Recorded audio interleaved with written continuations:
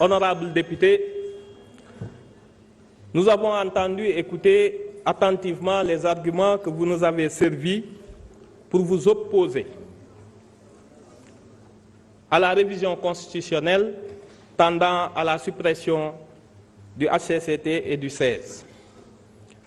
Essayons de poser le débat calmement et autrement, au lieu de tirer la conclusion selon laquelle, hâtive, que ce serait un traquenard politique ou un piège électoral. Le HCCT est une anomalie constitutionnelle et vous le savez mieux que moi. Cette institution a été créée pour prendre la place du Sénat qui a été supprimé. C'est un Sénat. Si vous regardez sa composition, c'est la même composition que l'ancien Sénat. Des membres élus au suffrage universel indirect et l'autre groupe nommé par le président de la République.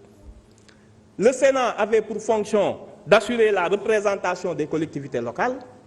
Le HCCT est chargé de donner son avis motivé sur toutes les politiques de décentralisation et de servir d'instance de dialogue des collectivités. Quelle est la différence? Aucune.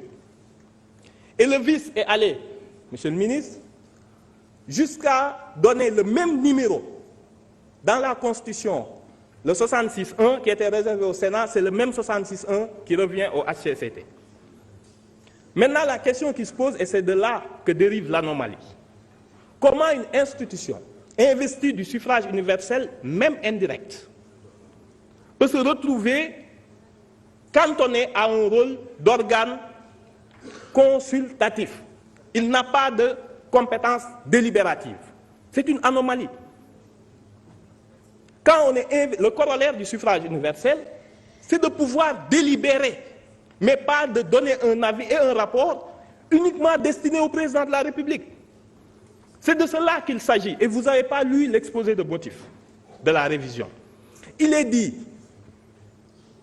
qu'il y a une volonté de pragmatisme institutionnel et une meilleure prise de décision des pouvoirs publics. Tel que décliné, le HCCT et le 16 ne répondent pas à ces exigences. Prenons le caractère antidémocratique. Vous voyez le HCCT et le 16, un organe délibérant dont le président est nommé et révoqué sans préavis par le président de la République. Ce n'est pas normal.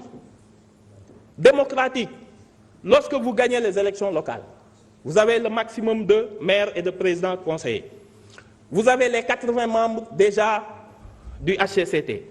En plus de cela, le président se permet de nommer 70 encore. Donc le fait majoritaire tourne à l'absolutisme majoritaire. Ce n'est pas du tout démocratique dans une république.